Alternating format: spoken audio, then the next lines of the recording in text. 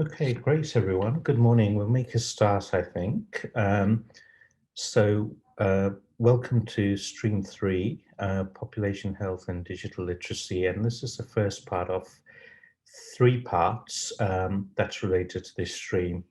I'm Paresh Dawda, um, and Angelene is a colleague who works with me, and the plan was for her to be here today and co-presenting with myself. Unfortunately, she's had to have some surgery and has taken some time off, so um, she sends her apologies, but will be joining us on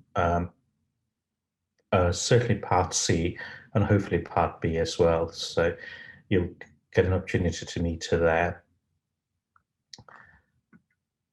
So before we go any further, I'd really like to do an acknowledgement to country, and we acknowledge the Aboriginal and Torres Strait Islander peoples as the traditional owners of the lands and pay our respects to their culture, their people, and elders past, present, and future. So, as I said, I'm Paresh. I'm a GP based in Canberra, and sort of director and principal of a couple of organizations. One's called Premature Health, which does a lot of outreach type of work. And the second is a relatively new general practice called Next Practice Deacon, where we're using a lot of technology and team-based care and really looked at redesigning the model of care quite significantly. Also have adjunct positions with the University of Canberra and the University of New South Wales. Spend a couple of days a week with the New South Wales Agency for Clinical Innovation and New South Wales eHealth as a GP consultant advisor. And then in my spare time, fit in being an editor-in-chief for the BMJ's Integrated Healthcare Journal.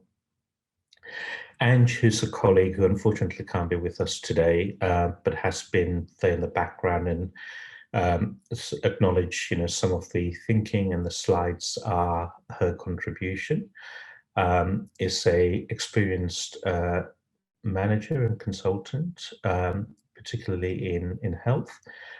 She's also the national lead facilitator for healthcare homes, and has a real passion and strong interest around systems thinking and innovation.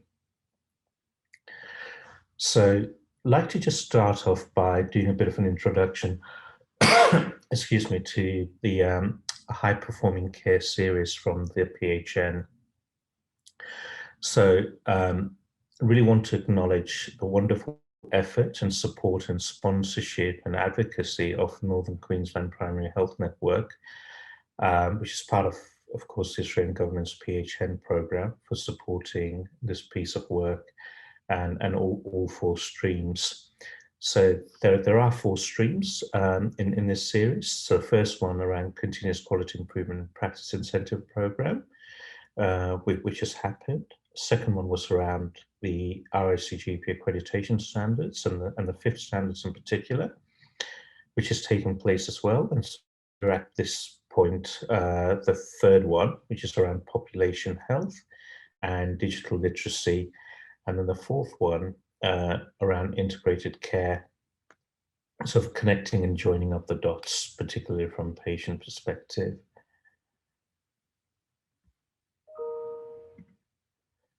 So when we look at that whole series, the four streams there, what we're really looking at is achieving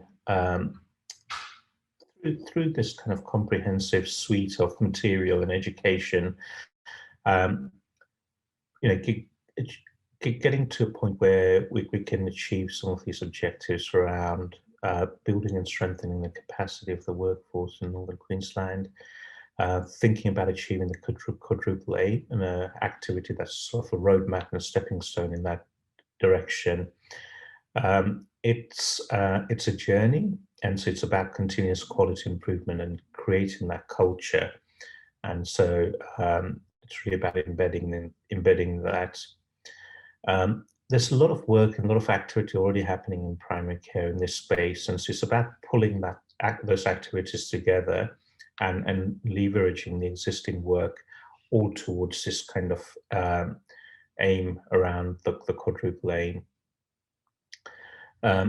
Supporting digital literacy and data engagement, because hopefully by the end of today, what you'll see is the importance of data and having data come together in a way which we can use intelligently that allows us to provide better care for our patients. Of course, we live in a world where general practice is essentially a small business, and it's got to be sustainable. And so, right the way throughout the thinking of this is how do you build in and ensure that whatever we do is sustainable. We can keep it going beyond any sort of initial funding, etc. And of course promoting integrated care in the region, because we can't do this alone. We can only do it in a joint up way. And so all the stepping stones, including what we'll talk about today, you'll see all connects back to how do we join up the dots from a patient's perspective with the different care providers. So we're all working off the same page with the same purpose to achieve better care for our patients and perhaps towards that quadruple aim. So we'll move on. So that's a sort of program overall. We'll sort of think about population health and digital literacy, and the way all three parts of this particular stream around population health and digital literacy are designed is around interactivity. So we strongly encourage you to sort of engage with it, and got various points throughout the presentation inviting you to do so. Of course, in our new world of working electronically and video conferencing, we're using different tactics around engaging. So there's the opportunity, particularly at certain times, for us to have a conversation. And so I'd encourage you to take yourselves off mute and let's have a conversation. And if the bandwidth where you are allows, I'd also encourage you to turn the video on, because interestingly, over the last year, with this sort of new way of working, we've seen lots of evidence emerge around sort of virtual workshops and video conferencing. And there's no doubt that if we can see each other, we have a better and more meaningful experience and engagement together around that. So if your bandwidth allows, I'd strongly encourage you to turn your videos on, particularly when we're having conversations. So thank you, Emma. We've got the chat functionality with Zoom, and again, as we're going along, thank you, Suzanne. Good to see you. It'd be good to please feel free to pop stuff in the chat box as we're going along, whether it's a comment, whether it's something you agree with, whether it's something you disagree with, whether it's a question that emerges. Just feel free to pop that in the chat box, and I'm just going to type in good morning to everyone in there. So hopefully you'll see that message come up, and feel free to play around and pop some stuff in the chat box as we're going along.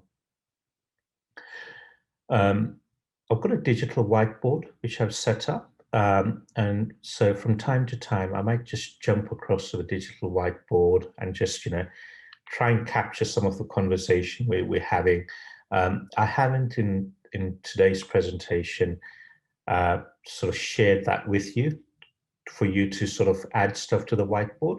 I'll kind of manage the whiteboard at my end and try and capture the conversation. But it could be that at one of the future ones we could share that with you, and you can do your own virtual post-its with me. We have got an online survey, and what I would say with the online survey, and we'll actually probably go to the online survey at least 5 or 6 times this morning. What I'd encourage you to do with the online survey is to if you've got another device, if you've got a phone handy, scan the QR code and do the online survey through your other device, through your phone. If you haven't and you need to do it through your computer, that's fine. It just means you've got to flick Windows. The URL there is the URL for the polls. It's the same URL for each poll, and I'll just manage it again at my end and just flick things, flick to the next sort of poll. And then at various stages, you may see an icon, which is the 3 books we've got at the bottom here. And that icon just is to signpost you to say, this is something you may consider doing offline. It may be something you want to sort of go back and do offline, maybe in your practices, maybe in discussions with your practice team members. So it's additional things you can do, which we haven't got the time to do in the 2-hour window we have today. Has anyone got any questions around the sort of participation piece?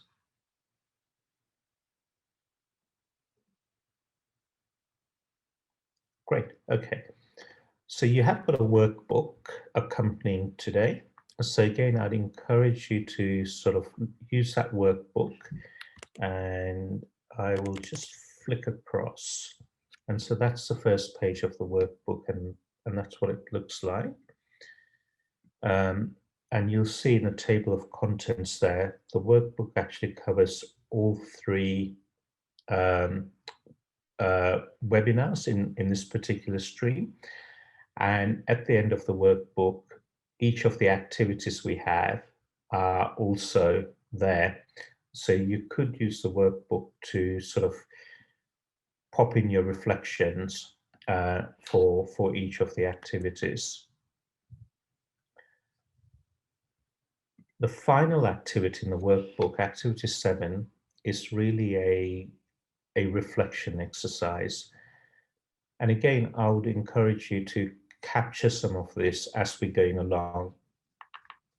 This kind of, it's a really simple framework, the reflection framework that I've suggested here. And it's called the What, So What, Now What reflective framework.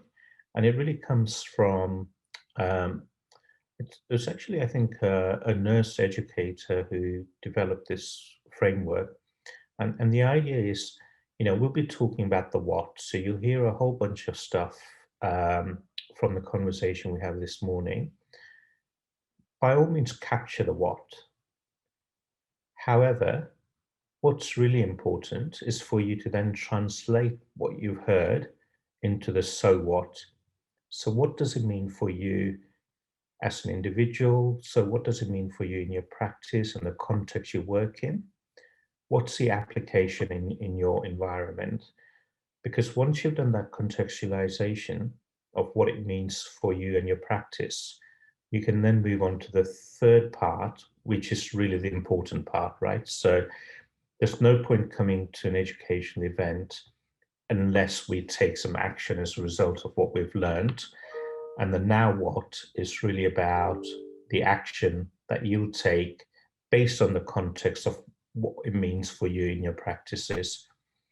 So that's activity 7 in your workbooks. And I'd again encourage you to be sort of keeping this at the back of your mind as we go throughout the morning and capturing your reflections as we go along, and then come back to it afterwards and start thinking about the so what and the now what, and perhaps do the so what and the now what with your practice teams. So as I said earlier, this stream on population health and digital literacy has got 3 webinars, and the 3 webinars are structured in this way. So today's a bit of an introduction. It's to introduce you to the concepts. The next webinar will be around how do we make intelligent use of data that we've got, because once we've made intelligent use of that data, we can move on to the third webinar, which is really designing the care delivery system to be fit for purpose for the care our patients need and want. So that's how the three components come together. A bit of an overview and intro today. Next one's around using data intelligently. Um, so, uh, you know, understanding and analyzing that data, and then translating our learnings from that data into a care delivery system that helps us to deliver better care for our patients. Okay. So, what would be really great to know is who's in our virtual room today. So if you can, and this is our kind of icebreaker, a little test of the poll, make sure we can all get on and use the poll. So if you can grab your phones and scan that QR code, it should take you to the poll. If you're unable to scan or you haven't got a phone, you can also type in the URL that's there. Thank you to Natasha from AGPAL, who's sort of in the background, and she's pasted the poll link into the chat box as well. So you can also copy and paste it from there or click on it there, and it should hopefully take you across to the poll. I'm just going to wait about 10 seconds, and I'm going to switch my screen to the poll so you can see the results coming in.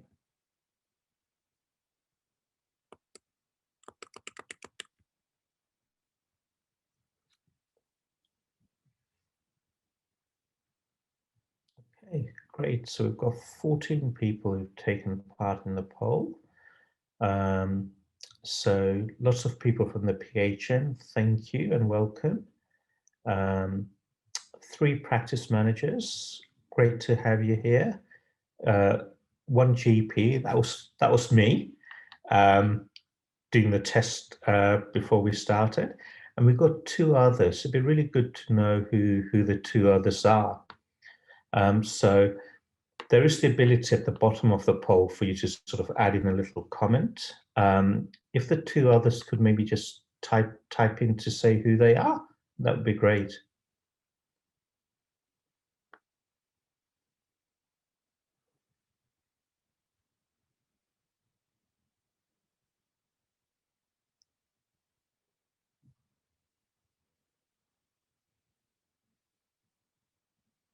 I'll just wait 10, 15 seconds to allow people to type in.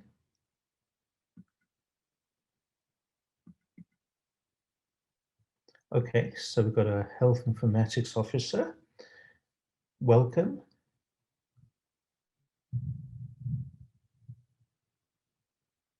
Okay, so if you stay on the polls, I'm going to move to a second question in the poll. And what I really would love to know, it's what's the one thing you'd like to take away from this series on population management and digital health? If there's one thing after the end of these 3 webinars, what would that be that would make a real difference for you?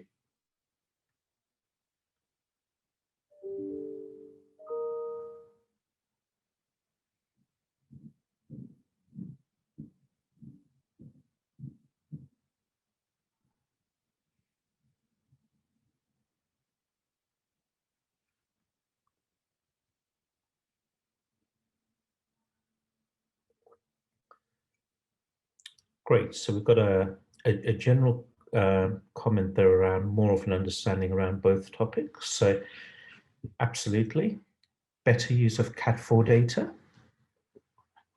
We shall certainly try. And next week, we'll do a bit of a focus on CAT4 data. Then we've got, I'm always trying to learn and engage to improve my overall knowledge and changes in our ever-evolving health setting. Fabulous, because a lot of population management and health and digital health, to my mind, is about creating an organizational learning system.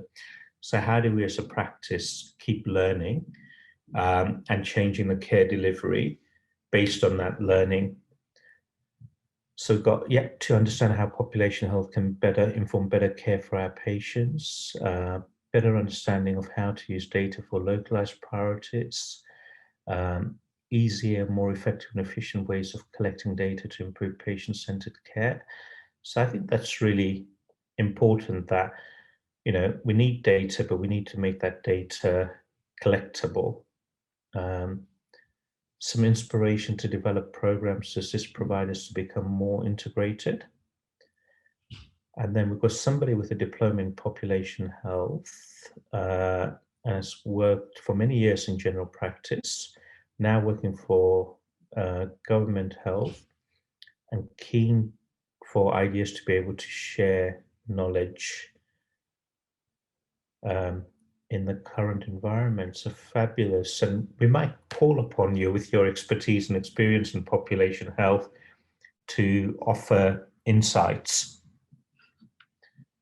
Okay, that's great. So that poll will stay on. So if you haven't had a chance to type something in, please feel free to do so. We won't lose that, and it will be captured, and I'll be sharing that, you know, the poll results with you afterwards in any case. So you'll have that, but I will just flip back to the presentation. So we know who's in the room. We've looked at what you'd like to take away from this series. So let's just think about today. What is it that we're going to do in this introduction session today? So we're definitely going to think about what population management is. And I hope by the end of today, you'll be in a position where you can describe what population management is. We're going to talk about the 4 habits of high-value health organizations. And by high value, I mean healthcare organizations that perform and deliver value-based care. So great outcomes, high level of effectiveness, but in an efficient way. I hope you'll be able to get to a point where you can think about an approach to understanding your population, or the beginnings of an approach, at least to understand your population.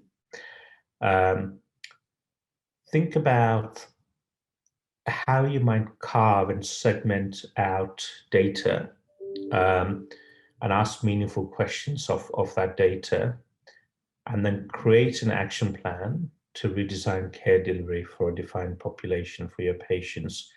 So in today's webinar, it's really those first 2 things we'll focus on. We'll probably touch on the 3rd dot point.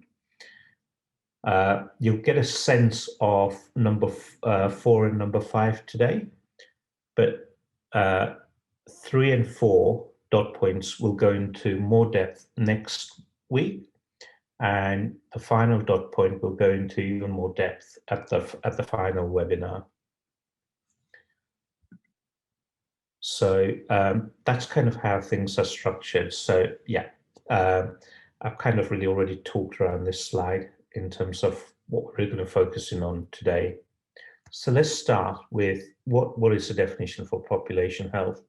And I've put up a couple of definitions from the literature here. So the first one goes back to the late 90s, right? And it tells you what population health is. So the science and art of promoting and protecting health and well-being, preventing ill health, and prolonging life through the organized, and I think organized is an important word there, efforts of society.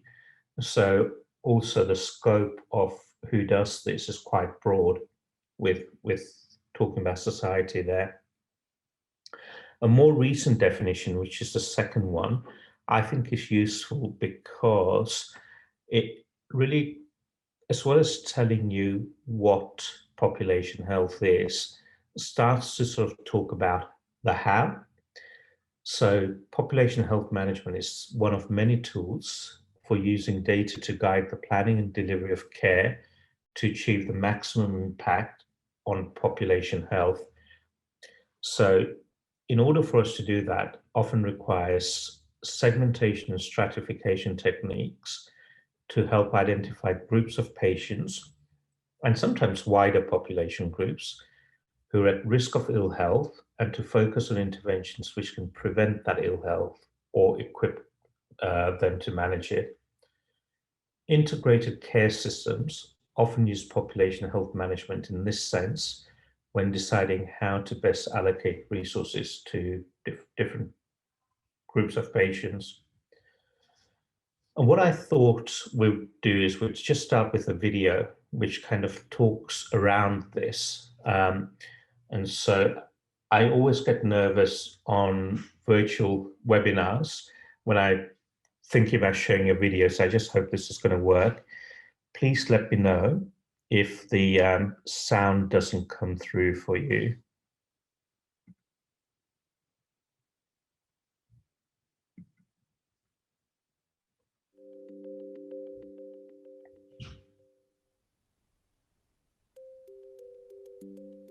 Population health management describes an approach to identifying and managing the health and care risks of the local population, segmenting the risks based on needs, and designing services and other interventions to best meet these needs.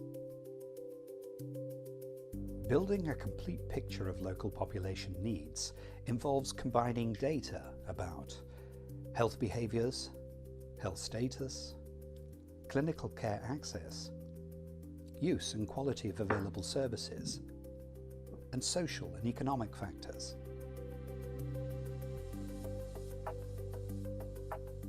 There are at least 4 levels of increasing need that are identified through population approaches. People who are generally well and who will benefit from prevention interventions to maintain health and well-being. People who are currently well but who can be identified as being at risk of developing long-term conditions. People with long-term conditions who will benefit from early interventions and secondary prevention services to stop or delay progression. Older people with complex needs or frailty who require a multifaceted arrangement of integrated, holistic, personalised, coordinated care with a high degree of continuity. Population health management requires good and standardized local data, effective information management systems, and analytic capability for segmenting population groups by different needs. Delivering the benefits of population health management requires a delivery system where local partnerships are in place and working well, and where services are aligned towards the local vision for integrated care. The emerging evidence suggests that population health management and risk stratification contribute to a reduction in the demand for hospital care, including emergency admission, an increase in patient satisfaction, and an improvement in overall health outcomes. In addition, population approaches ensure local resources can be effectively targeted, supporting people at higher risk to maintain independence and preventing or mitigating the risk of their conditions worsening.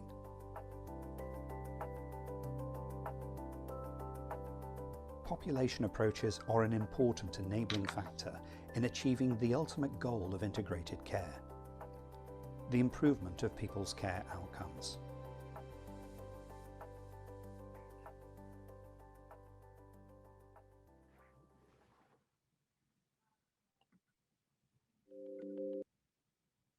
Okay, so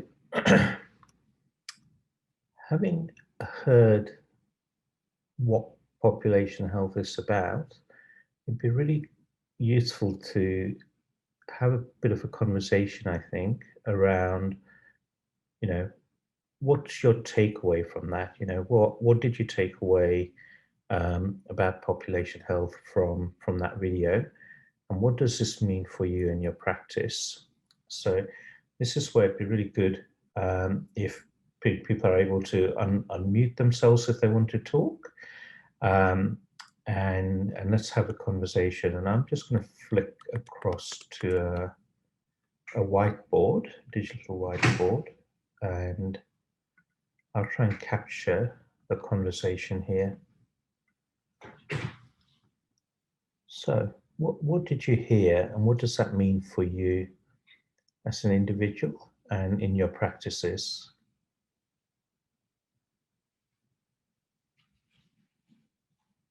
Or in the work, you know, if you're not in practice, because I understand some of you aren't working in practices, but you may be working with practices, your perception of what you think it means for practices and general practices. And if you're working in any sort of health provider organization, doesn't matter whether it's a practice or something else, what does it mean for you in your health provider organization? So we can broaden that definition of practice. I'm happy to.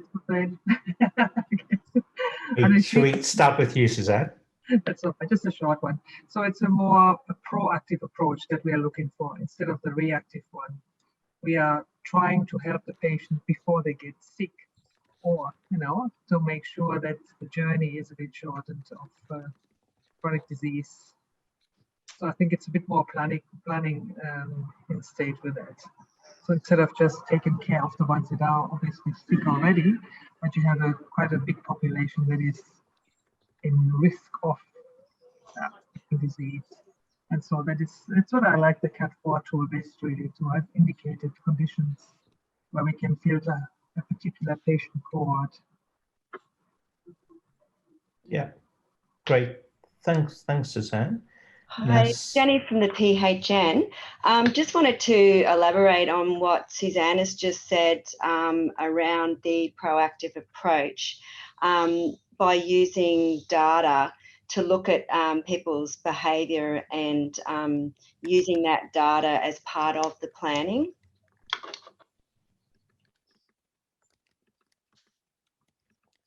Great, thank you. Other thoughts? To me, it means, sorry, Lisa? To me, it means showing, providing targeted services to many different targets. So looking at your different populations based on your good and standardized local data.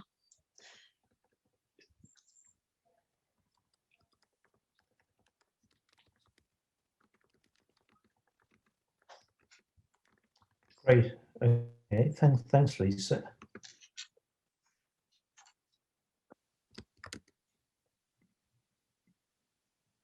Other thoughts from anyone else? Hello, it's Emma here.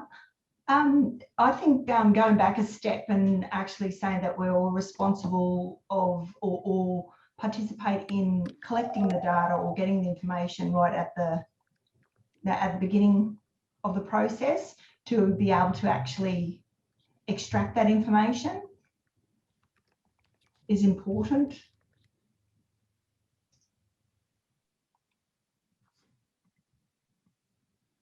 Great, thank you, Emma.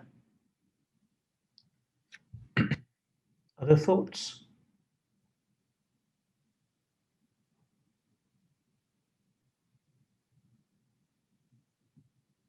Okay.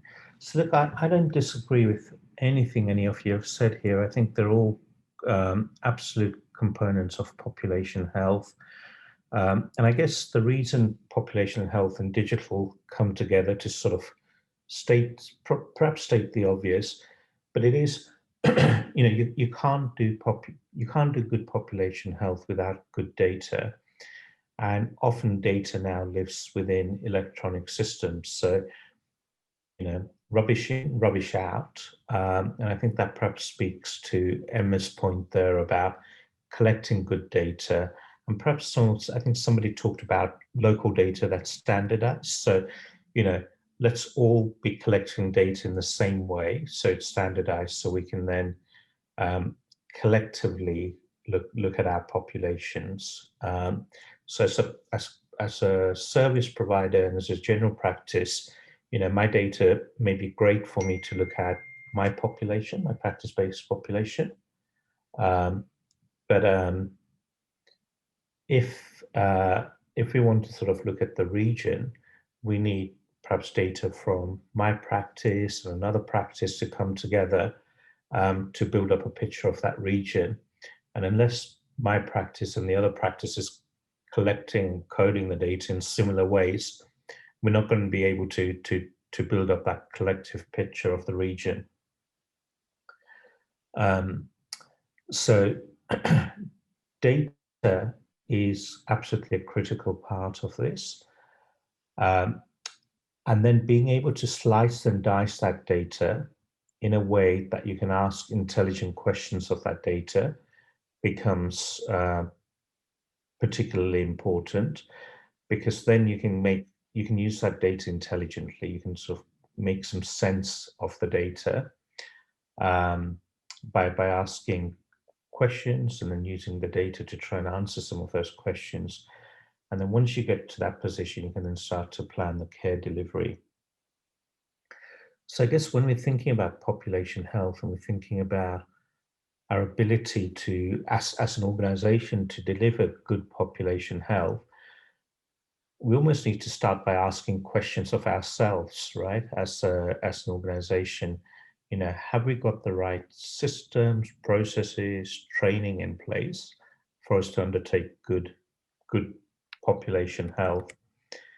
And so with that sort of in mind, I think it'd be good if we could perhaps move on to the next poll. And I will just leave this slide for 10 seconds or so. So people, if you haven't already scanned the QR code, you can. And then I'll flick over and move us on to the poll. And this poll is actually in two parts. So there's 3 questions on the first part, and then the second part's got 3 questions. And this is really a self-assessment which comes from, it comes from the US. And I really just picked out 6 questions from this quite broad self-assessment. So there's very many more questions in there, but I thought I would pull out 6 for the purposes of our session this morning to give you a sense of, good quality population management, what that requires us to be doing as an organization. And then in the references that accompany this webinar and they're in your workbook is a link to the full self-assessment. So if you wanted to go away afterwards and as a practice undertake the full self-assessment, you've got the ability to do that. So I'm just going to shift across and up the poll. Okay. So what you should be seeing on your polls now, on your phones, is asking you to score your practice on a scale of 1 to 10. Again, if you're not from a practice, think about a practice you work with and try and do a score on a 1 to 10. If you're from any health provider organization, think about your health provider organization. And for each one of these statements, if you perhaps do a sort of self-assessment and a self-rating on a scale of 1 to 10. So 1 is towards the left-hand side, 10 is towards the right-hand side. And let's just see where you feel you are, or the practices and service providers are.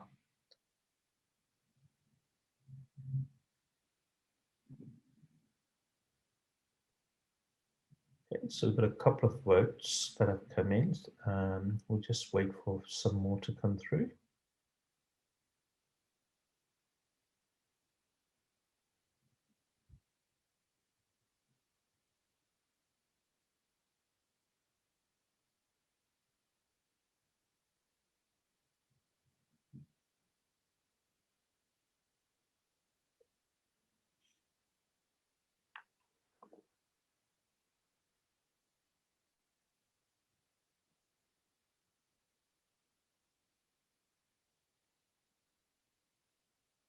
So we had 10 people vote. I'm just going to do a little countdown, and we'll perhaps just do a 30-second countdown to allow 2 or 3 other people that perhaps are still to vote to finish that. Okay, so looking at this, it's interesting, isn't it? So the first one around, we have a care management approach that's based on the clinical needs risk and not disease. And interesting that we kind of collectively landed in the middle there. But if you look at that sort of shadow in the background of the graph, you can see it's almost a slightly bimodal distribution. And certainly my observation of where organizations generally are is perhaps more a disease condition based approach rather than a clinical needs risk based approach, although I think the system is moving more in that direction. The team-based care model, so that's again interesting, so collectively at 6.3.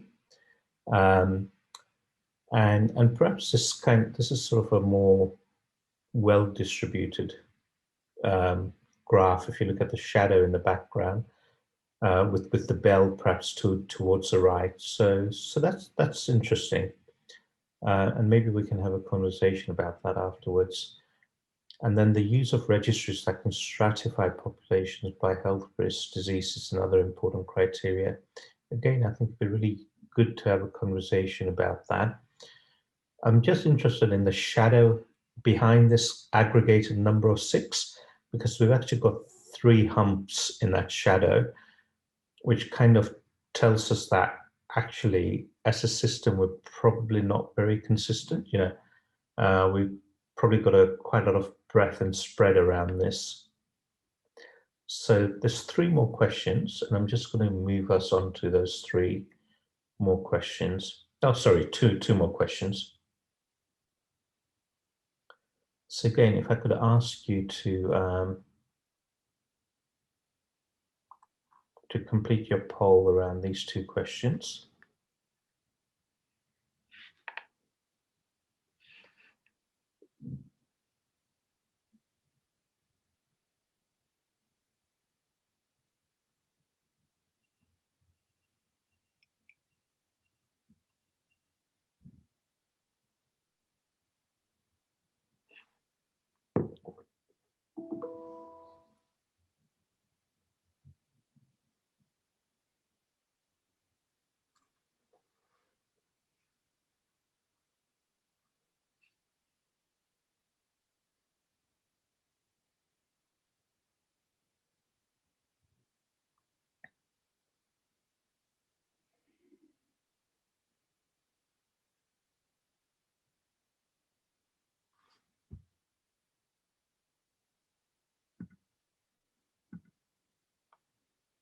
Okay, so we've got 8 people who completed the poll. We'll give it 30 more seconds to allow the others to.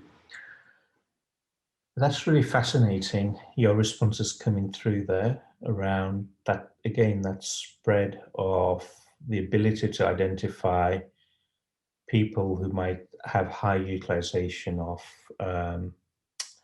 perhaps acute services. and the second question, I think, around the ability to slice and dice our data in a way where we can identify subpopulations to then be able to redesign the services for them. Again, a very big spread there.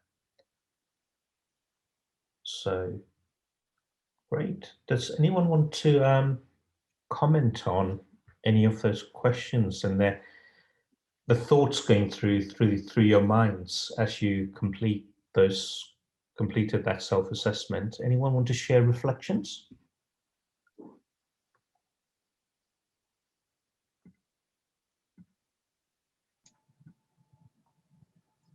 Paresh, Janine here. I'm interested in some of those that answered higher or medium and above in the percentage, how they monitor that information or that data without seeing the data from the, I guess, the hospital perspective.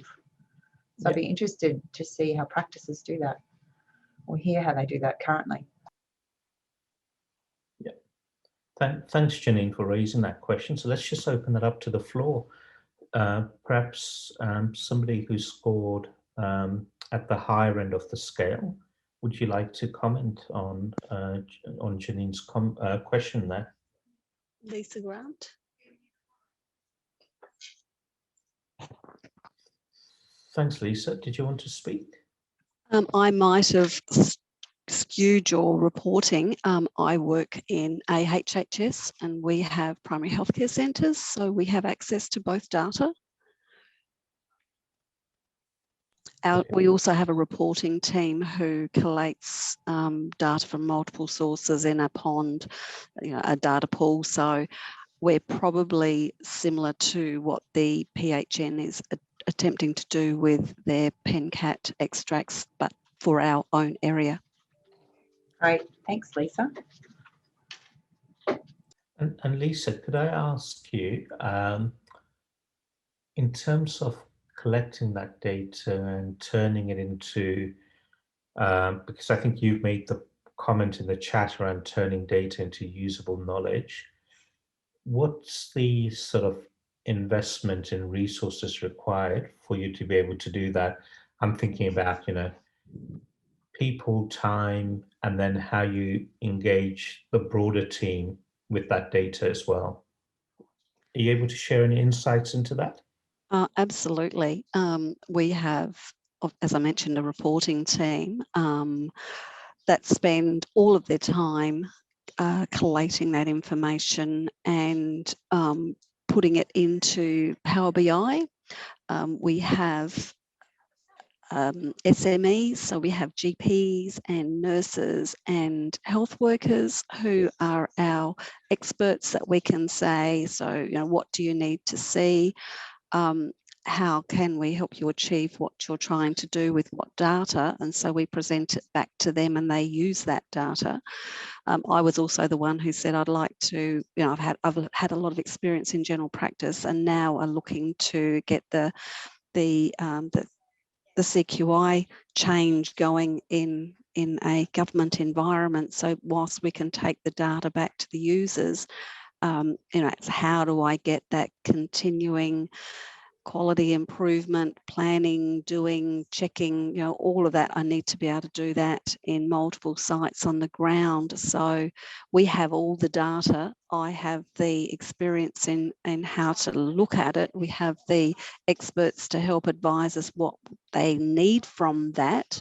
I'm now needing to do the change on the ground.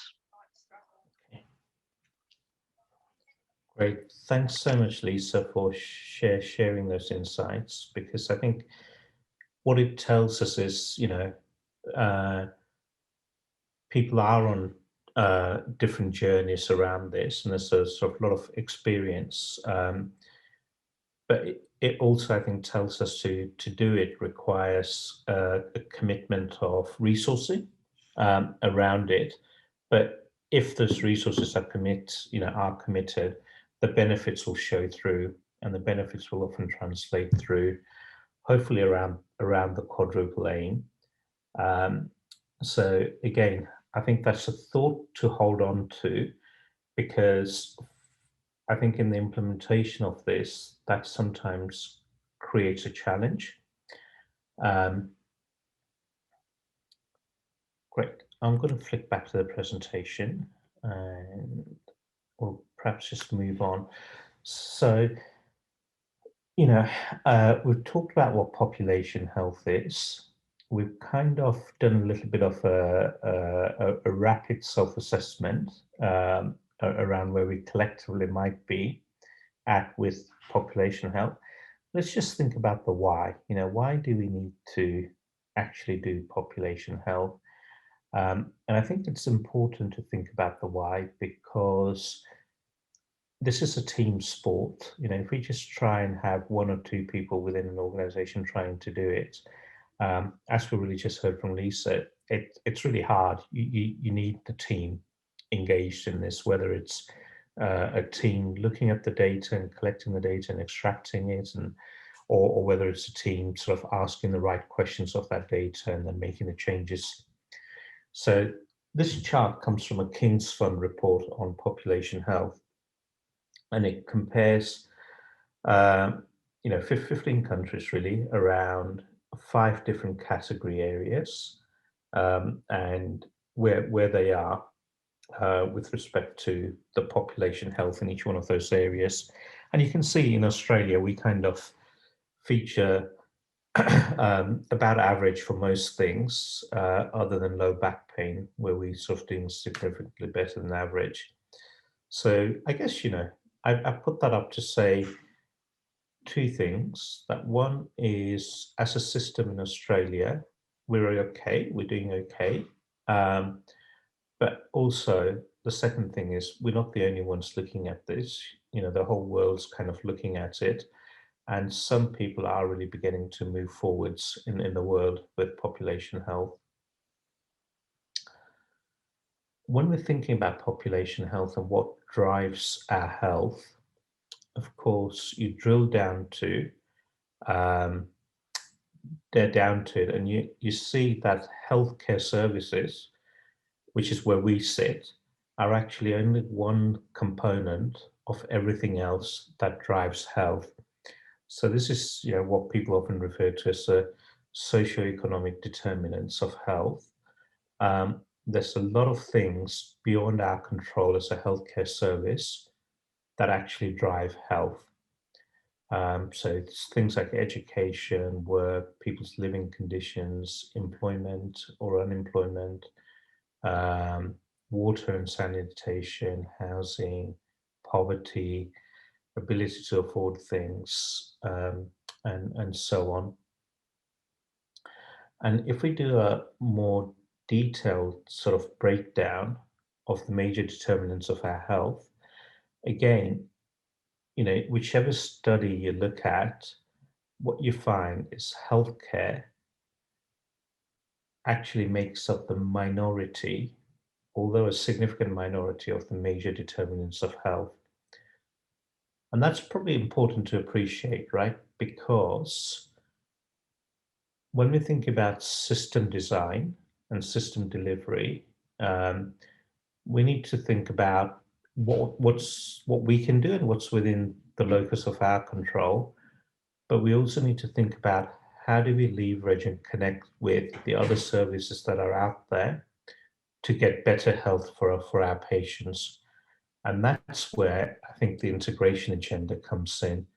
So when we talked about the 4 streams of this series, the PHN has kindly sponsored and supported, the 4th one's about integrated care, right? And the reason that's the 4th one is because you almost need the population health approach before you can get to that point. When we think about those things outside health, on the left-hand side of this table, there's a whole bunch of areas that contribute to that left-hand to health, but which sits outside of health.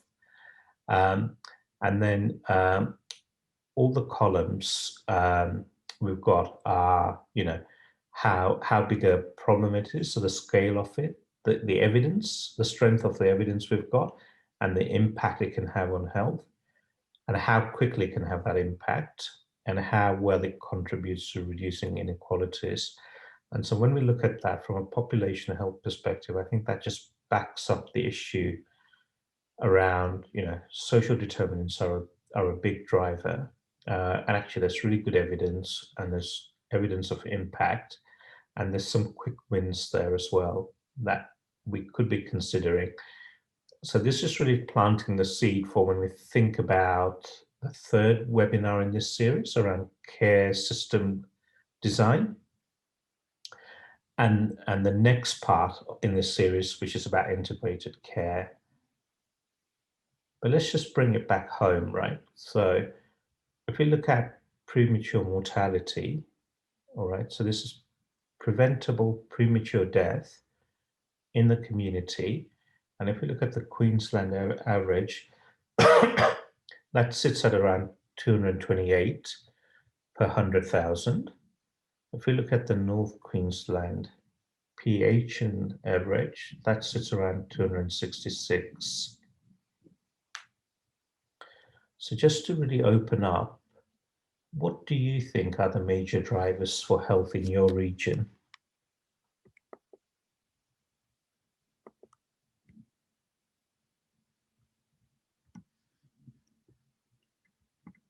So what do you think is driving that difference in mortality, in premature mortality for North Queensland PHN compared to the Queensland average?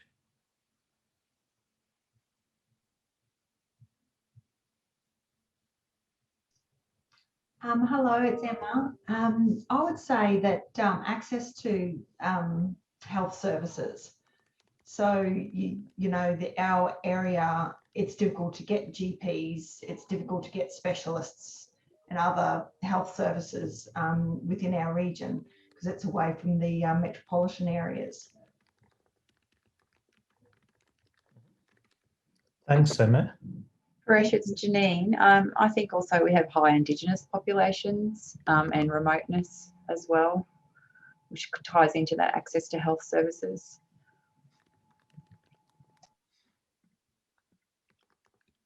Okay. Thanks, Janine. Other factors?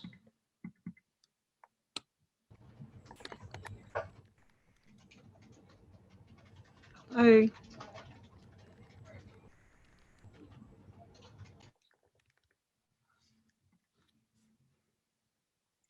Sorry, was someone meaning to say something there? I didn't quite catch that. Hi, can you hear me? It's Dana. Hi, Dana. Yeah, I think workforce in our regional areas is also a big hurdle. There's a few items in the chat too, Paresh.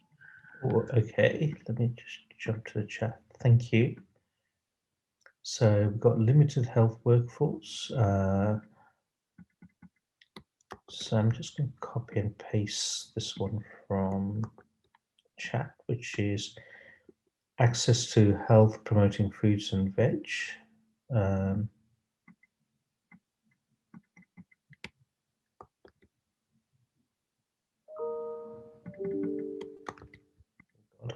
Access to active transport services.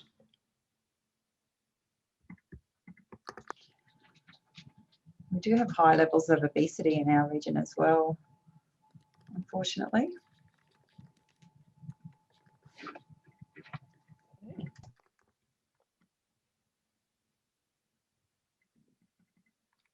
Great, thank you for all the chat coming through. I'm having a little bit of difficulty keeping up with everything coming through, which is good. It's just a good problem to have because you've got lots of ideas there. So, for health literacy, we've got socioeconomic factors.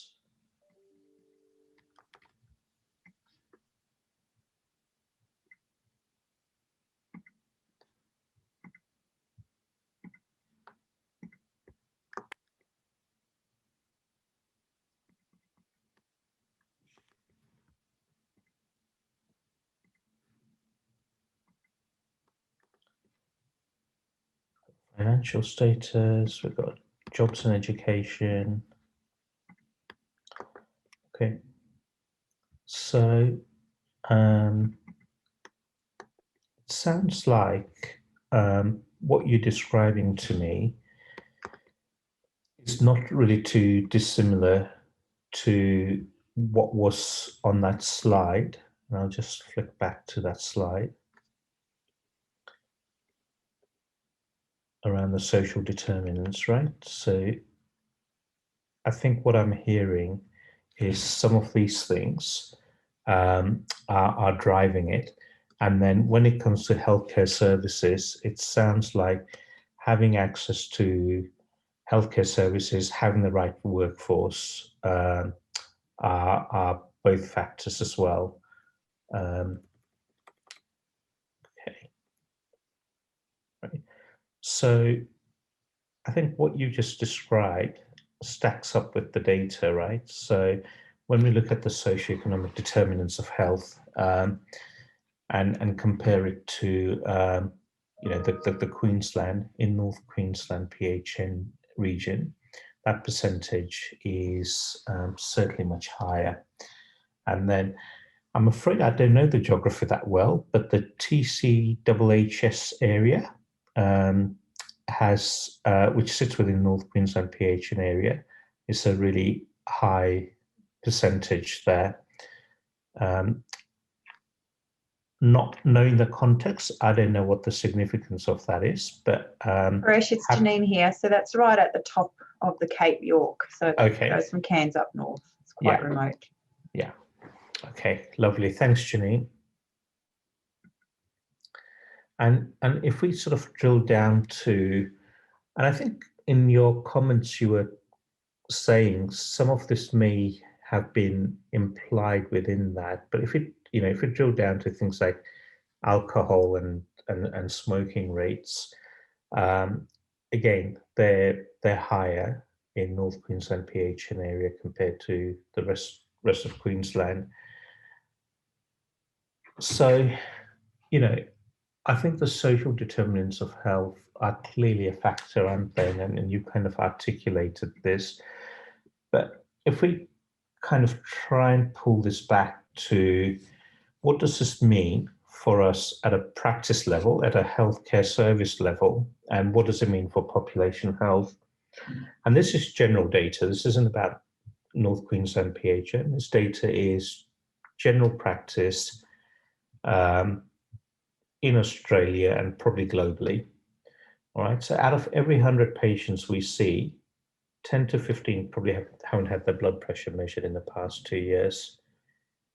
20 to 30 adults won't have had their lipids tested in the past 5 years.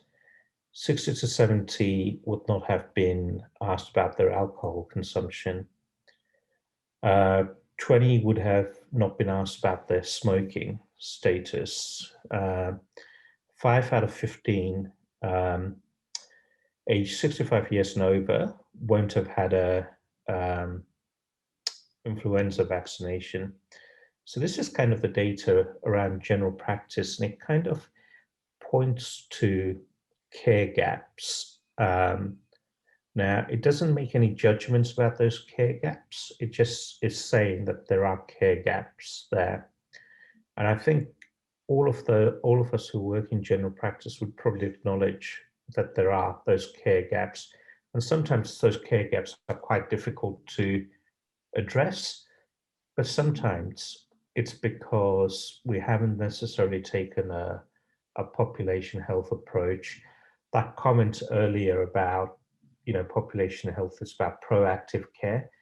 Maybe we haven't thought about how we can convert this to more proactive care to try and prevent these care gaps. And so that kind of tells us, perhaps the why we need to be doing population health. And when we think about it at a sort of system level, achieving population health is really 4 things coming together. So it's bringing together those wider determinants of health, and you've beautifully identified those for your local region, but bringing those together with the health and lifestyle behaviors that happen, bringing that together with a sort of place-based approach, so it's about society and community, and then connecting the dots for everyone with respect to healthcare system and integrating the healthcare system. Now I would go wider and say it's actually about integrating the care system, not the healthcare system. So integrating health, social, and maybe other facets of government sector as well, including things like education and so on.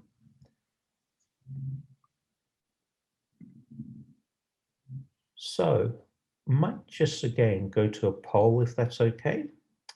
And this poll is getting a little bit more specific about the service provider organization either you work in or you work with, and asking you questions around, well, there's really six questions here. What I'm really asking you is, do you collect the data, and then do you use that data? So do you regularly review the data? So if you can perhaps go to the poll, and I'm just going to flick across to the poll as well and change the slide to take us to that question. So these are really yes/no questions. So if it's a yes, it's the right-hand side. If it's a no, it's the left-hand side. Paresh, just to clarify, in regards to enablement, do you just mean an active patient, so they're active in their own so journey?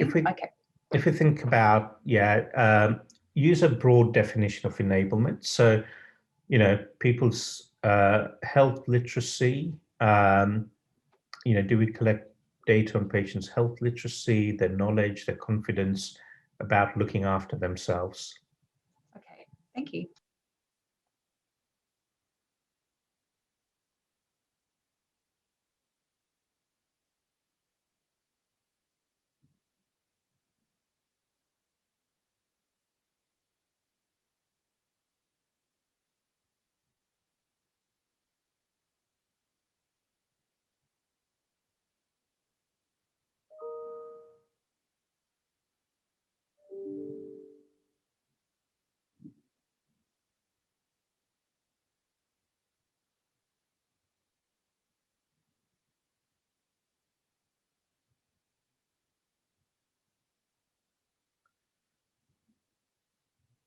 Okay, I'm just going to give it maybe another 30 seconds or so. We've had 3 people vote, so if I can ask those who haven't had a chance to do so, if you could start maybe doing that, and we'll give it 30 seconds before we close off this poll and move on.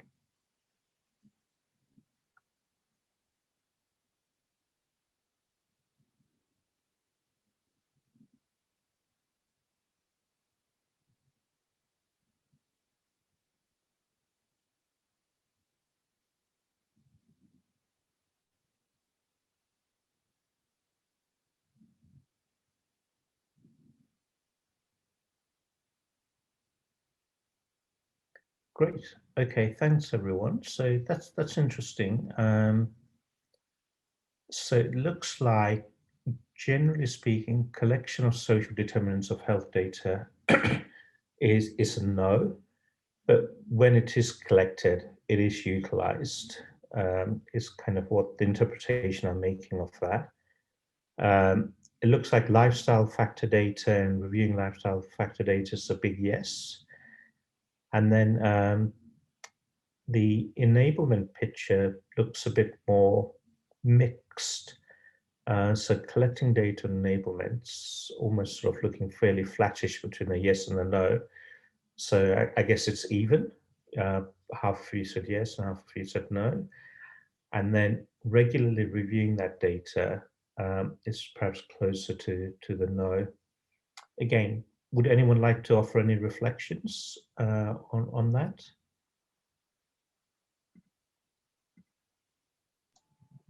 Paresh, we're just having a little bit of back and forth in the chat, but a few of us are saying that, health literacy is, patient health literacy is really hard to measure quantitatively because we don't have those systems in place. Perhaps when PROMs and PREMs become more commonplace and we have patients more engaged and familiar with, responding to those health literacy, bundles or SMS messages, etc., things might improve in that space. But also, Emma said that social determinants are really hard to collect because patients are unwilling to provide that information. So, yeah, it's a tricky one. Look, I think it is a tricky one. Someone else saying, or was that just a bit of feedback? I think it was just a bit of feedback. Yeah, look, I think it is a tricky one, isn't it? And the other thing I'd say is, actually, I don't think our clinical systems are equipped to do this well either. So if we were to be able to get that social determinant data and health literacy data, quantitatively, where would it go in our clinical systems? Where are the fields? Where's the coding for it? Where's the ability to extract that data and make intelligent use of it? So I actually think we've got a digital health problem to solve, as well as a sort of clinical and a sort of patient engagement problem with some of these things. So I don't know whether anyone from the PHN and the digital literacy team have got any insights into the ability to capture some of this stuff and use it and store it and be able to extract it in a way that we can then analyze it. Yeah, Paresh, we did a pilot last year around GoShare as a health literacy tool, and I know that a lot of practices use Docto as well to send out tailored content bundles to their risk stratified groups of patients. And we'll see a lot, I think, being implemented through the COVID vaccination rollout, because there'll be a lot of tailored health literacy content going out. So, I mean, COVID has given us a lot of negatives, but it's also pushed us forward, I think, in terms of digital. So yeah, and that's measurable, you know, by the practice. They can measure how many people have clicked on that SMS and opened that, and it will get better and better, I think, as time goes on, in terms of having that patients being able to get that information in real time back to themselves in regards to engagement. So yeah, no, yeah, interesting thanks, project. Janine. Yeah, very interesting projects, and I think in the third webinar we're going to talk about GoShare, and I think one of the teams are going to do a little bit of a live demo of that as well. So thank you for, again, planting the seed, and you know, we'll cover that in the third webinar. So thank you. Okay. So, you know, where have we got to today? So we've got to the case for population management, right? So we understood what population management is and why we should do it. And we tried to contextualize that for North Queensland PHN region. You know, you've done that. Because of course, what we want to then be able to do is to get to a point where we can create and deliver care that's delivering value-based care, really. And so when we look at the research around the organizations that are already doing value-based care delivery, you know, and doing it really well, so this is like the, you know, the cream of the cream sort of organizations. And if we try and understand what are the components of what they do that allow them to be high performing, you can almost distill the components down into 4 habits. So this was a paper by a Harvard professor called Richard Boehmer, who looked at a lot of mostly US organizations who were delivering high value-based care. And his analysis of the things that we're doing fell into 4 categories. And so these are the 4 categories, and we're going to look at them one at a time. So the first category was, you know, these organizations are meticulous about specification and planning, right? So any decision and any activity they do is documented. There's a robust process behind it. There's criteria-based decision making, and they put that out to everything. So they put it out to not only their operational stuff, but also their clinical stuff.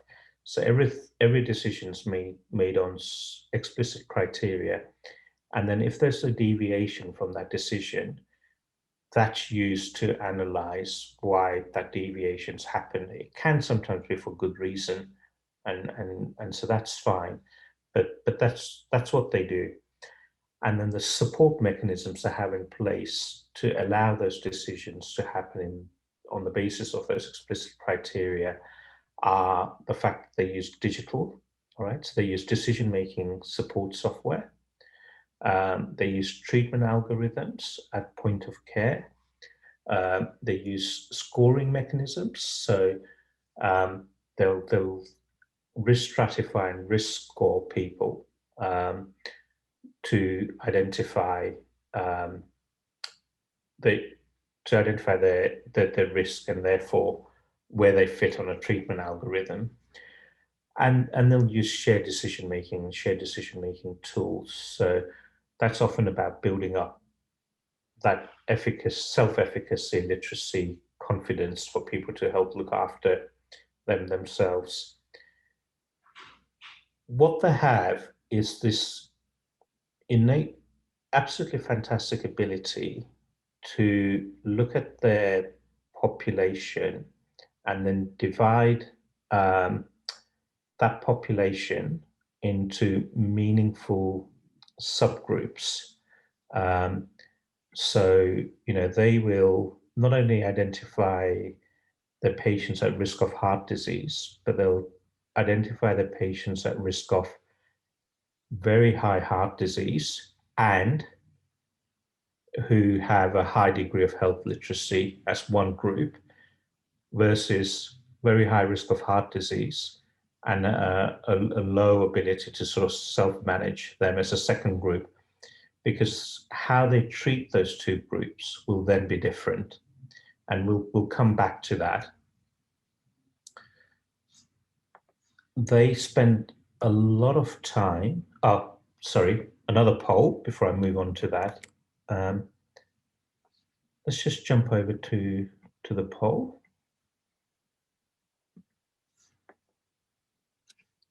So this is a free text poll. Just want to get a sense from you guys around what sort of subgroups, clinically meaningful subgroups, do you break your population up into?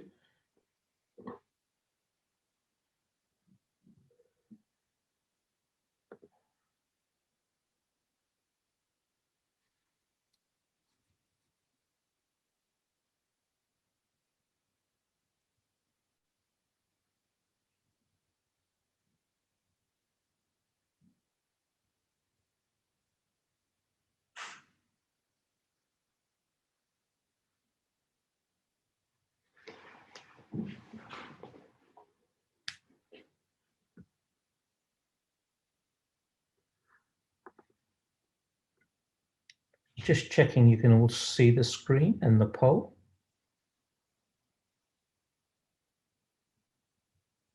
The quietness must be the cogwheels turning and you thinking about it.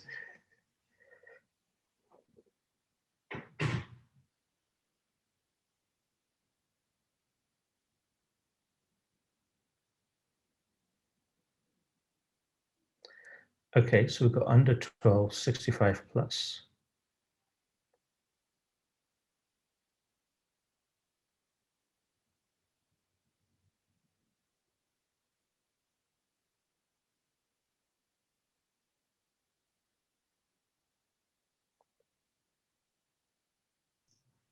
Paresh, can you repeat the question again, please? So the question is, what clinically meaningful subgroups do you currently look at in your practices or the practices you work with?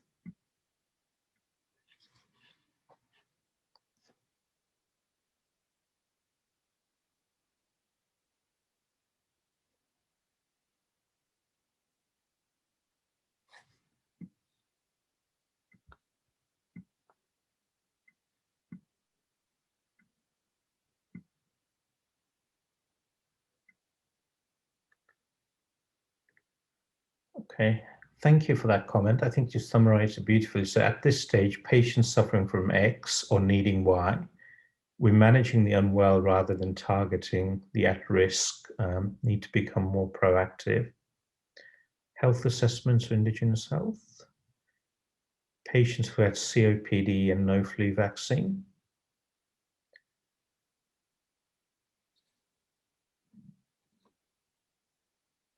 Patients at risk of chronic disease.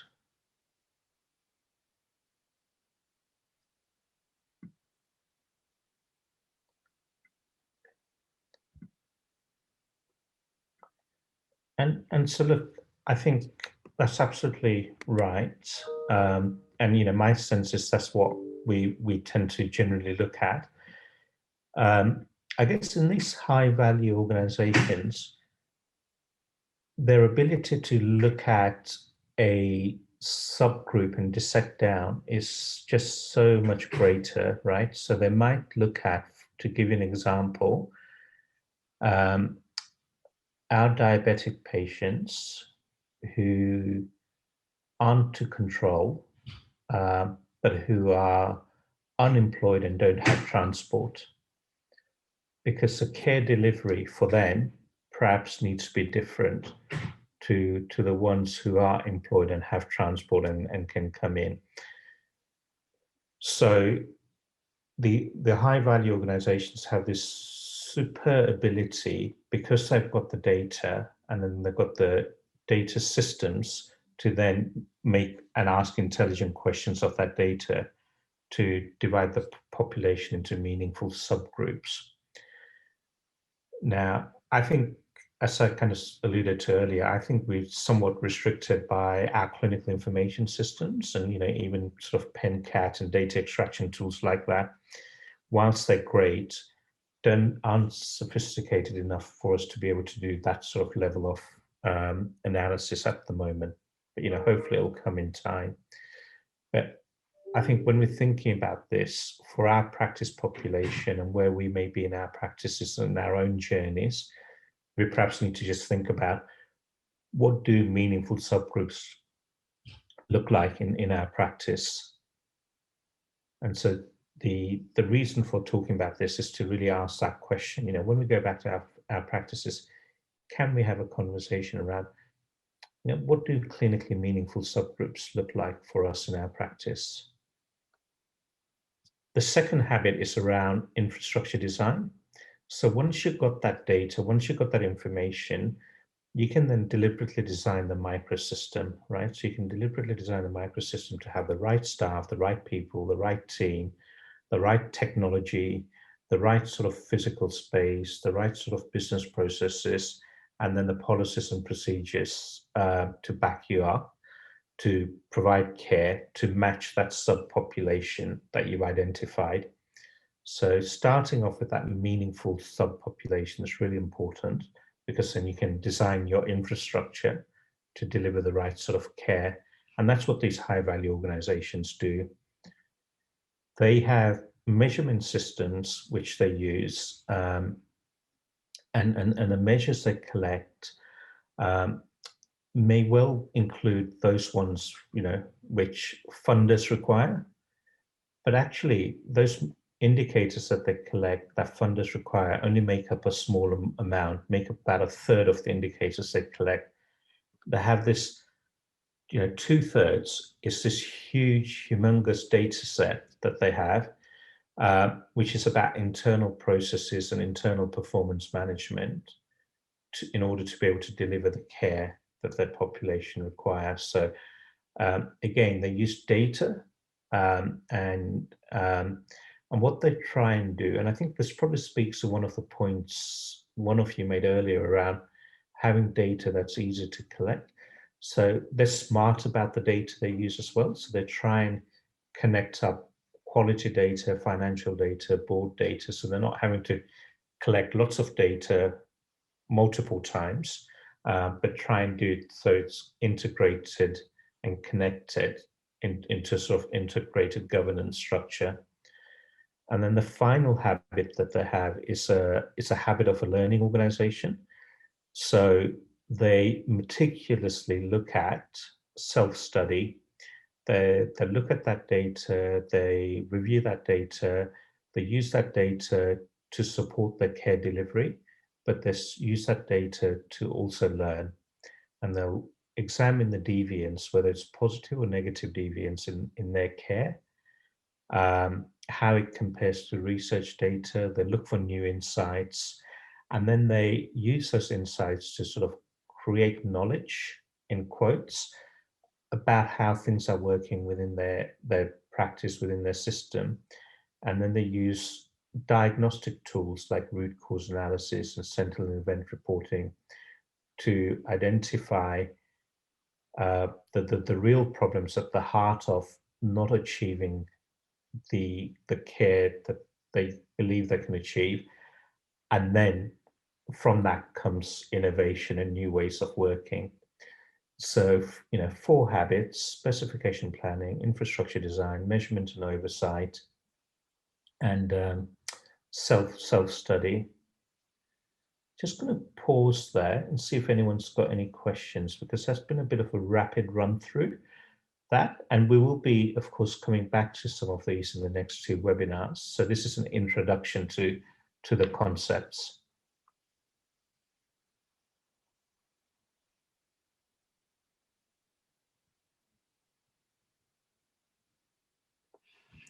I'm just going to open up my chat box as well, just see if anything's coming through there. Okay.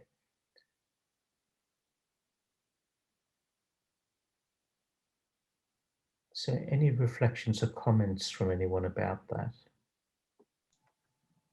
Paresh, it's Janine here. I think you've really presented some thought-provoking ideas around what we do outside the clinical realm, and how, well, how our systems aren't really set up to collect all of the information that we need to ascertain the influence on people's social determinants against their health status. And yeah, I think maybe there's a long way to go in terms of PHNs being advocates for funding and incentives to promote better incorporation of those social determinants in health. I don't know, I'd be interested to hear what other people think. Thanks, Janine. Let's open that up. What are other thoughts?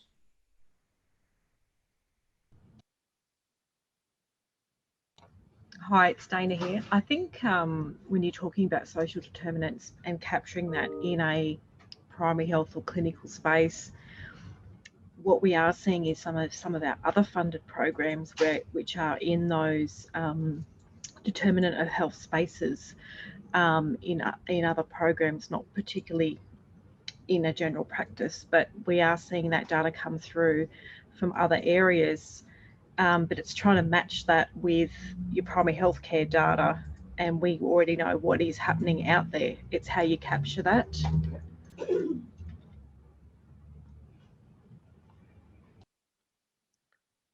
Thank you. Yeah, I agree. Good point.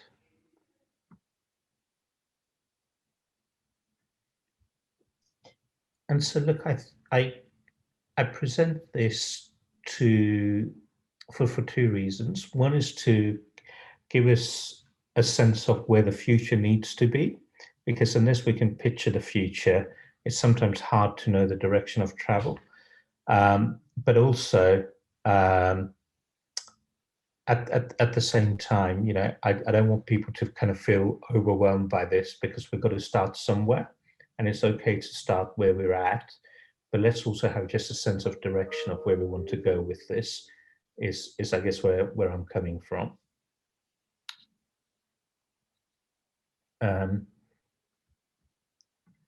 Okay, so let's move on. And what I really want to finish off with in the next 25 minutes or so is really thinking about, we understand population health. We know why we've got to do population health. We've kind of understood the habits of high-performing organizations and the sorts of things we may need to have in our practices to do this. But if we were to do that clinical microsystem design, what would that clinical microsystem look like? And I think there's a couple of concepts I want to sort of take you through, if that's okay.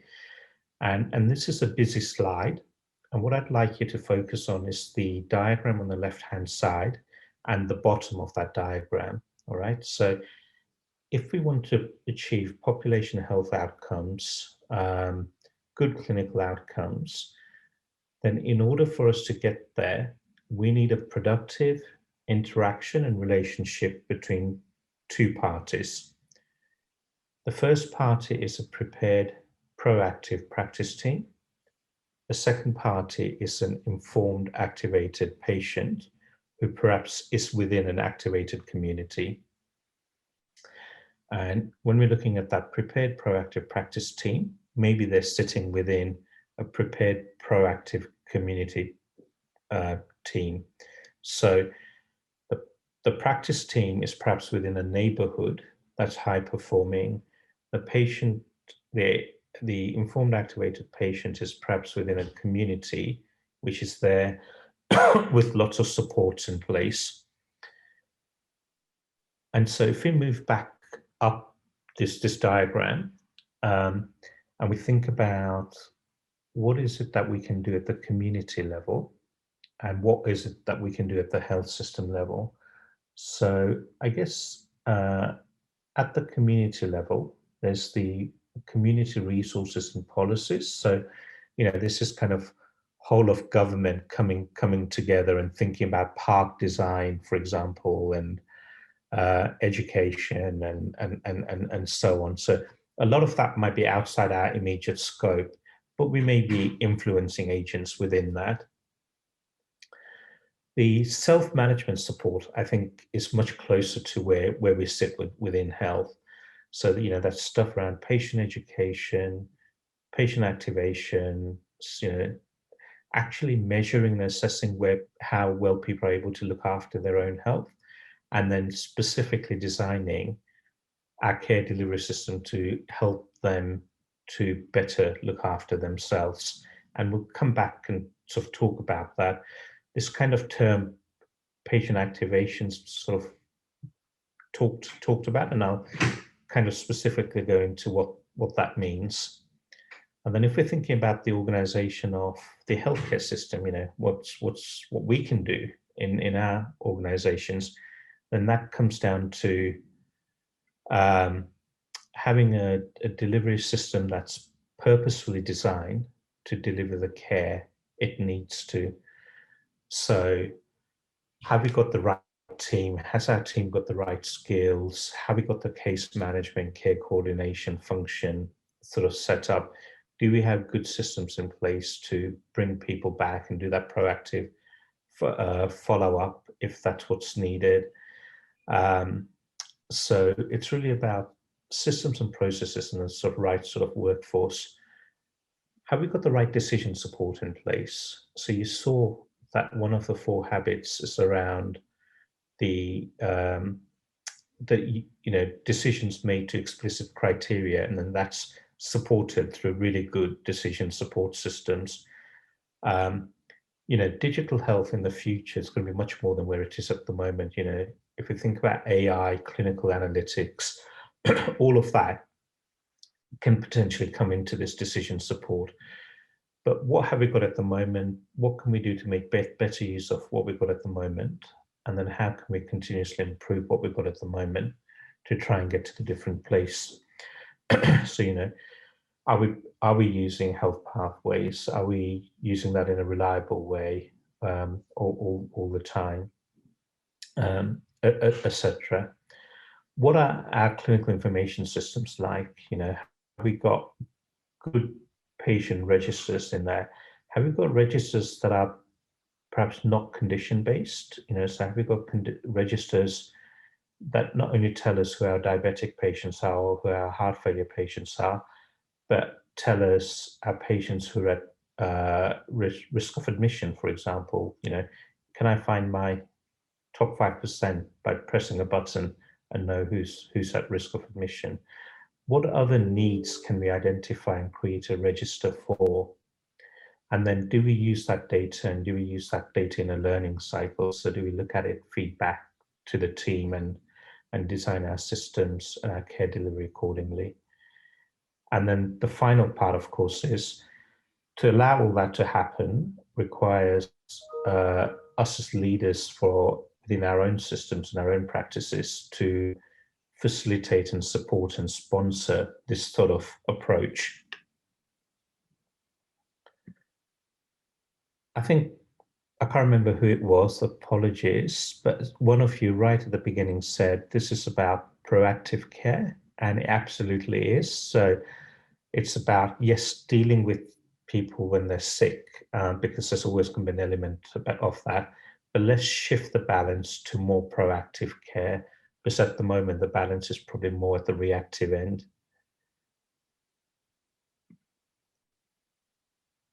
We often look at disease-specific stuff, and we very good in general practice, and our PenCat and data systems, clinical information systems, can tell us this stuff now. We can have registries of people with ischemic heart disease and stroke and type 2 diabetes and so on. But actually, what we're seeing is the needs of people are changing because, multimorbidity and the issues related to multimorbidity mean that we can't address things in a condition-specific way necessarily. We need to be thinking about other ways as well.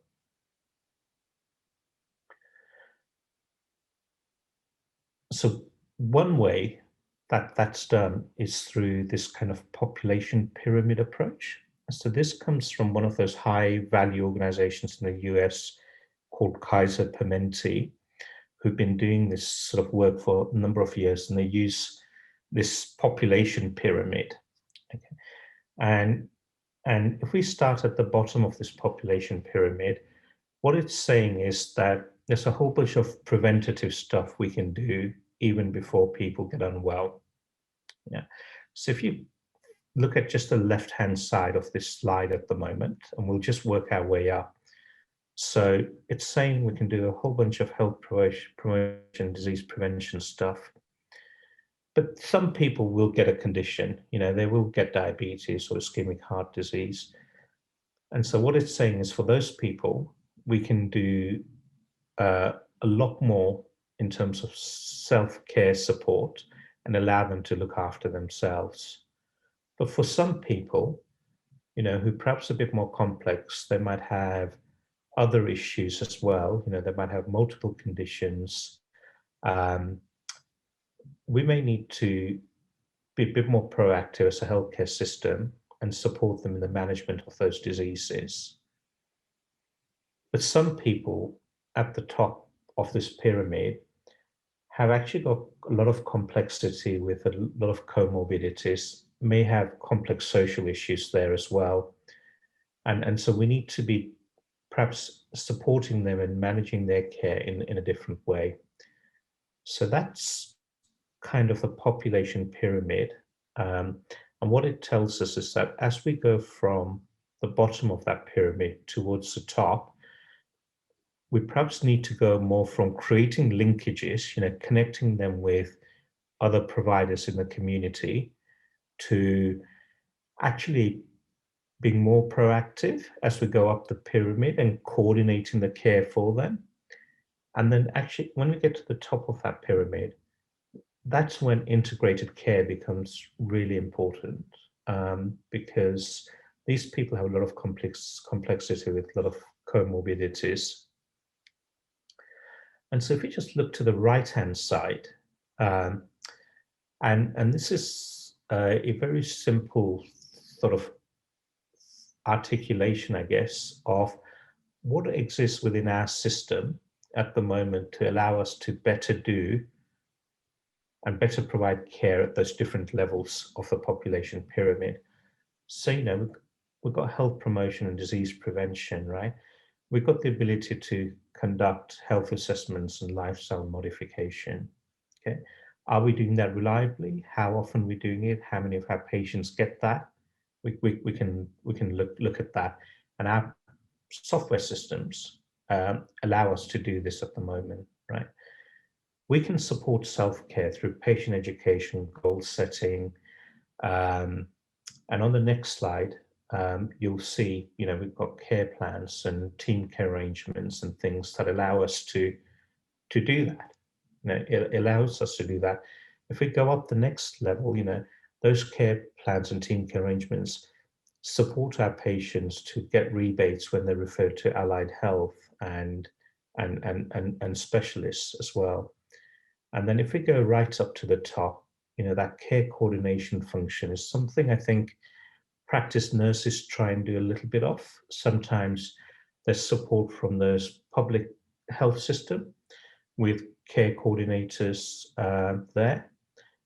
Sometimes there's support from PHNs who may employ care coordinators. So as a system, we're beginning to think about care coordination, but the way we're doing it varies across the country. But there isn't one way of doing it. What's important, I think, is we have within Medicare some of the rebatable items that allow us to do some of this population health. We have the ability to do health assessments, the 701 to 707 item numbers and the 715. We have the ability to do GP management plans and team care arrangements. And then we have the ability to do case conferencing to support case management and care coordination. The question is, how well are we doing that and to what degree? And it's an opportunity for us to do more of that.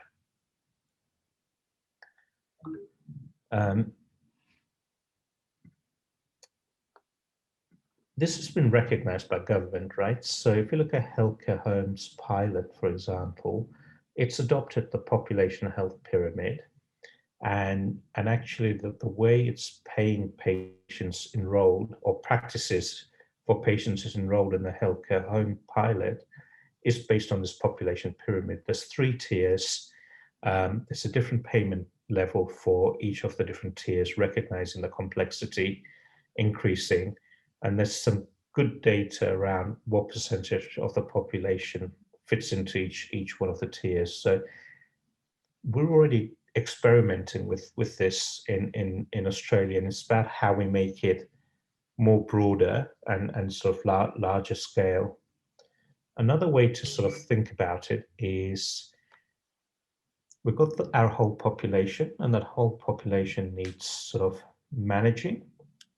That's sometimes described as panel management. So when we identify those sub-cohorts, who's responsible for their care?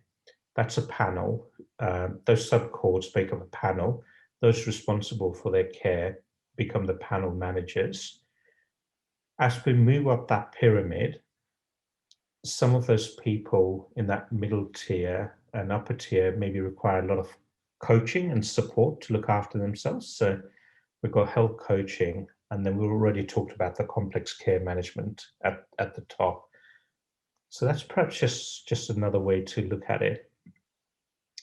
And what you get the feeling and the sense is, the more we can do to support our patients to better look after themselves, the more sustainable we will be in the healthcare system and the better outcomes we'll have.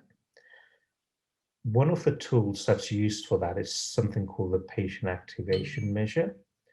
And the patient activation measure is actually a quantitative way of identifying that question we had earlier about health literacy.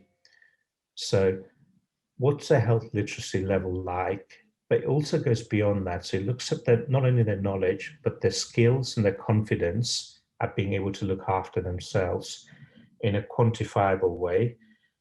And it categorizes patients into 4 levels. So you've got level 1, level 2, level 3, and level 4. And you can see as you go up the spectrum, from level 1 to level 4, the fundamental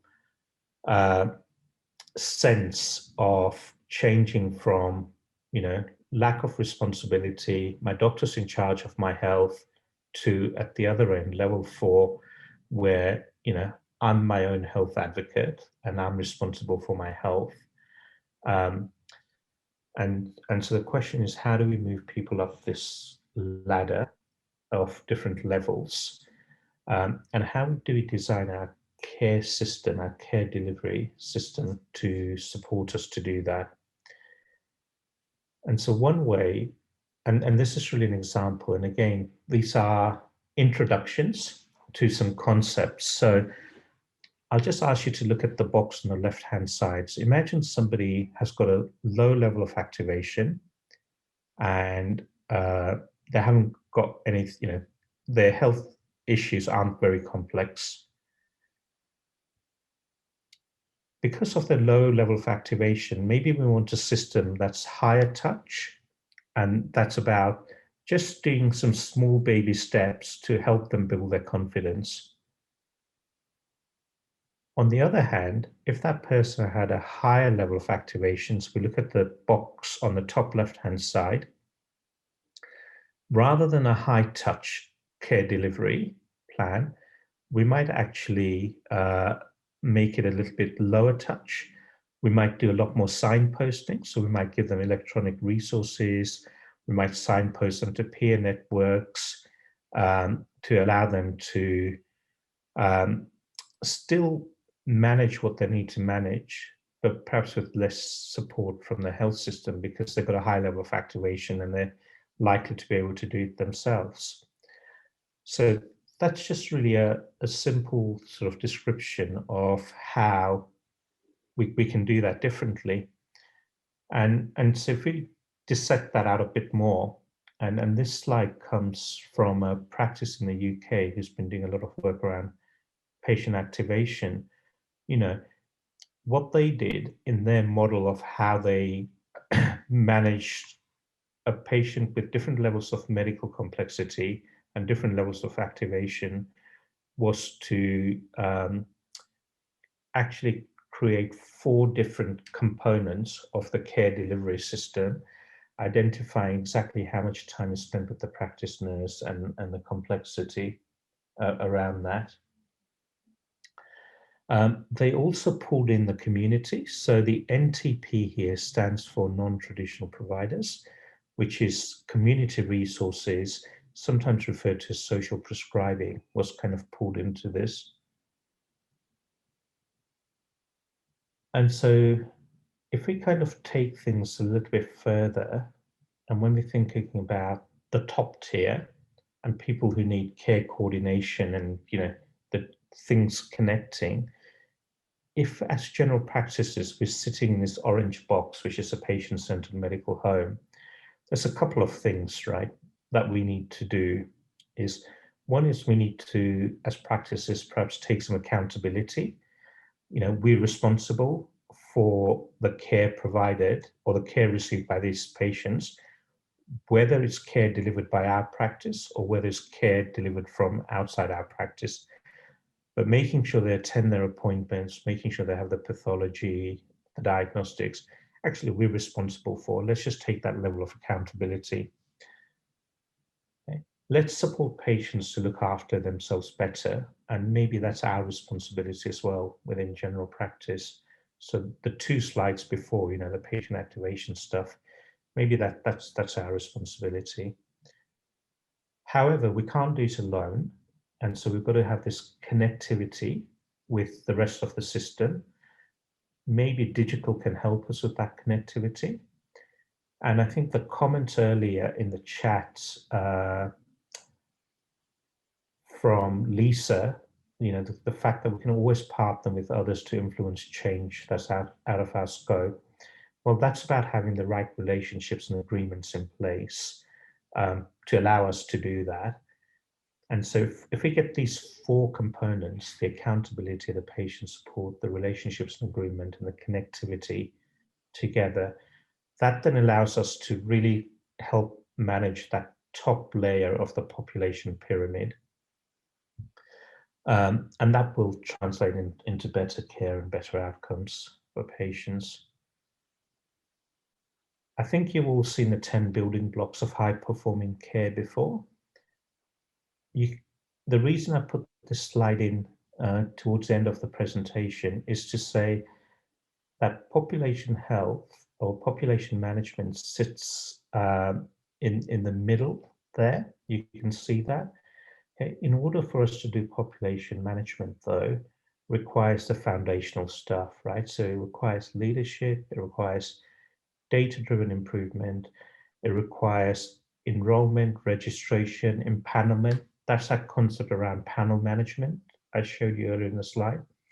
It requires having the right team in place to deliver that care. It requires us to be supporting patients to better look after themselves. So it needs that patient-team partnership. And then we can do population management. So that's kind of how the 10 building blocks come together. And so to finish off, I'm going to show you a really short video. Well, short, it's about 3 and a bit minutes, I think, which will hopefully sum all of this up for you. Whilst watching this, if you've got any questions, please pop them into the chat box and I'll try and address them in 3 or 4 minutes we'll have left after that. Population health management. To put it as simply as possible, population health management aims to improve the overall health and well-being of a group of people or a population. How? Well, it identifies segments of people within the group with similar traits, health conditions, similar backgrounds, or say, similar economic or social situations. Population health management responds with interventions tailored for people with those traits. The interventions could be clinical care or more community-based, like connecting a patient to social services. This way we address the individual's needs, but also other factors that may impact the patient's overall health. Now, apply that tailored approach to every member of the original group. We preserve or improve the health of the entire population collectively. NCQA sees population health management as core to its mission. When we decided to evaluate population health management programs, we adopted this conceptual model that merges all the essential elements for success. Population health management standards in NCQA's health plan accreditation closely followed this model. People, whether individuals or populations, are the central element of the model. Successful population health management provides care that considers a patient's preferences, needs, and values. All the other elements support the center. The elements come together in different combinations depending on the needs of the population, who is intervening, and available resources. We'll take them in the order they appear in our standards, starting with data integration. Population health management relies on data from several sources. That means data integration is critical. The combined data from electronic medical records, pharmacy, laboratory, and any other number of other sources make all other population health management functions possible. Data may be integrated all at once or as new information or sources become available. Data is used to discover population needs and to better tailor programs to the population. The next element in our model is population identification. Using integrated data, the organization identifies the traits and discovers the needs of the population. That way, interventions are better informed and tailored to the patient's needs. Now, a sorting of sorts. Based on everything we learned so far, the organization stratifies or sorts the population based on the traits, needs, risk, or other categories we have identified. The organization then matches each person with the appropriate targeted intervention or resources. This is not a one-time thing. Stratification may reoccur frequently as the program gathers new data, perhaps indicating the population's needs or traits have changed. The community plays an important part.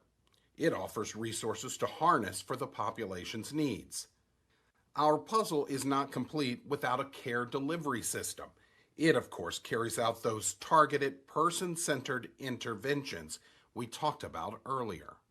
Now, measurement. Measurement can take on many forms to effectively evaluate programs, activities, and the overall strategy. Measurement can include performance measurement, experience measurement, measure of program effectiveness. All of it should lead to opportunities for improvement that reflect lessons learned. Now our final element, health plans or payers. Plans are accountable for outcomes with their member population. They coordinate all the other pieces to achieve their population health management strategy. So that's it. You could say the population health model is complex, a puzzle. Still, NCQA's model helps put all the pieces together to keep the population and ultimately the person, the priority, at its center. It all fits together precisely to achieve population health goals. Okay, so that kind of brings us pretty much to the end of today's presentation. And what I really want to do is just remind people of the what, so what, and now what. So you've heard a lot today about the what of population health. Let's think about, so what does it mean for you and your practices and practices you work with? Because until you do that, you can't really do the now what. So I really want to sort of finish off by reminding you about the, this kind of reflection framework, because I think it's really, really important.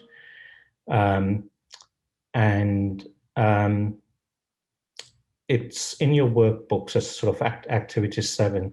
The other thing I'd say about this is, do it with your practice teams.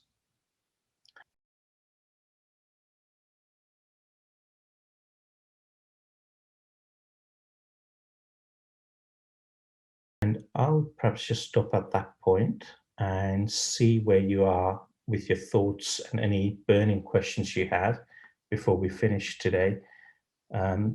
Thank you all so much for giving up a couple of hours this morning for joining us. And I really look forward to the next one next week. Thank you so much.